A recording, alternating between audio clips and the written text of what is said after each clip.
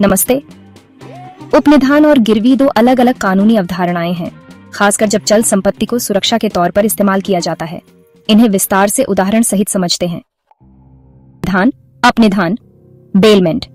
उपनिधान का अर्थ है किसी विशेष उद्देश्य के लिए एक व्यक्ति द्वारा दूसरे व्यक्ति को कुछ समय के लिए चल संपत्ति सौंपना, इस समझ के साथ कि उद्देश्य पूरा होने पर या मांगने पर वह संपत्ति वापस कर दी जाएगी। भारतीय अनुबंध अधिनियम 1872 की धारा 148 में इसे परिभाषित किया गया है। मुख्य बातें: चल संपत्ति का हस्तांतरण उपनिधान में केवल चल संपत्ति सौंपी जाती है, अचल संपत्ति इसमें शामिल नहीं होती। कब्जे का हस्तांतरण स्वामित्व का नहीं, उपनिधाता संपत्ति का कब्जा उपनिहिती को सौंपता है, लेकिन संपत्ति का स्वामित्व उपनिधाता के पास ही रहता है।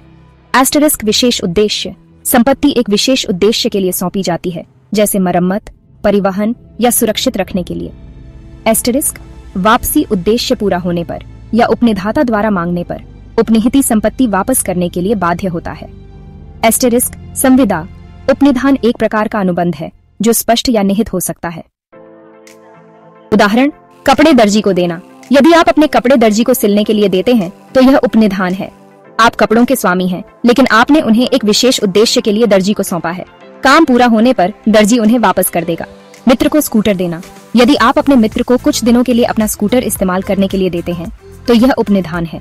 स्कूटर का स्वामित्व आपके पास है, लेकिन कब्जा आपके मित्र के पास है। आपको स्कूटर वापस मिलने की उम्मीद है। बैंक लॉकर में गहने रखना। जब आप अपने गहने बैंक के लॉकर में रखते हैं तो बैंक गहनों का उपनिहिती है। गहनों का स्वामित्व आपका है, लेकिन सुरक्षित रखने के उद्देश्य से आपने उनका कब्जा बैंक को सौंपा है। कुरियर कंपनी को पार्सल देना। जब आप कोई पार्सल कुरियर कंपनी को भेजने के लिए देते हैं तो कुरियर कंपनी पार्सल की उपनिहिती है। पार्सल का स्वामित्व आपका है, लेकिन उसे गंतव्य तक पहुंचाने के उद्देश्य से आपने उसका कब्जा कंपनी को सौंपा है। भी एक प्रकार का उपनिधान है, लेकिन इसका एक विशिष्ट उद्देश्य होता है ऋण के भुगतान या किसी वादे के प्रदर्शन के लिए सुरक्षा प्रदान करना। भारतीय अनुबंध अधिनियम 1872 की धारा 172 में इसे परिभाषित किया गया है। गिरवी में चल संपत्ति को ऋणदाता, जिसे गिरवीदार या पौनी कहते हैं, को उधारकर्ता, जिसे गिरवीकर्ता या पौनर कहते हैं, द्वारा सुरक्षा के रूप में सौंपा जाता है। मुख्य बातें: ऋण या वादे के लिए सुरक्षा गिरवी हमेशा किसी ऋण के बदले या किसी वादे को पूरा करने की गारंटी के रूप में रखी जाती है।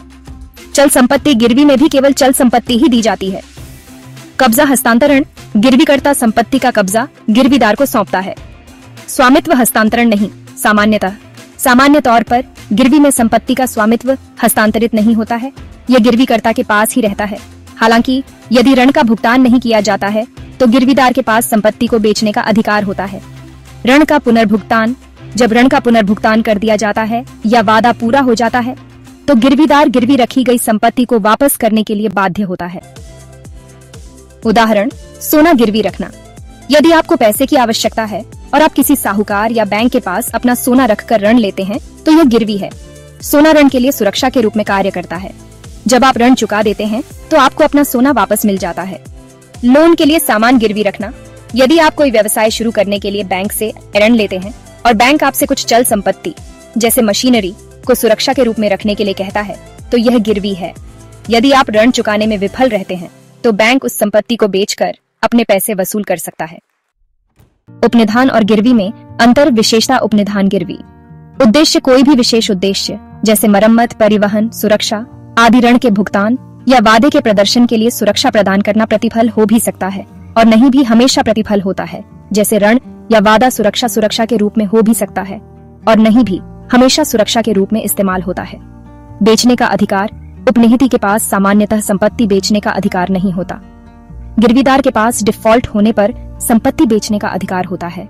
अधिनियम: भारतीय अनुबंध अधिनियम 1872 की धारा 148 से 171 से संबंधित भारतीय अनुबंध अधिनियम 1872 की धारा 172 से 181 से संबंधित।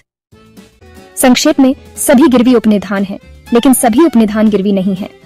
गिरवी उपनिधान का एक विशिष्ट प्रकार है जिसका उद्देश्य ऋण या दायित्व के लिए सुरक्षा प्रदान करना है। मुझे उम्मीद है कि यह विस्तृत व्याख्या उदाहरणों सहित आपको उपनिधान और गिरवी के बीच के अंतर को समझने में मदद करेगी। अगर आपके कोई और प्रश्न है तो बेझिझक पूछें। धन्यवाद। प्लीज वीडियो को लाइक, सब्सक्राइब, शेयर और कमेंट करना ना भूलें।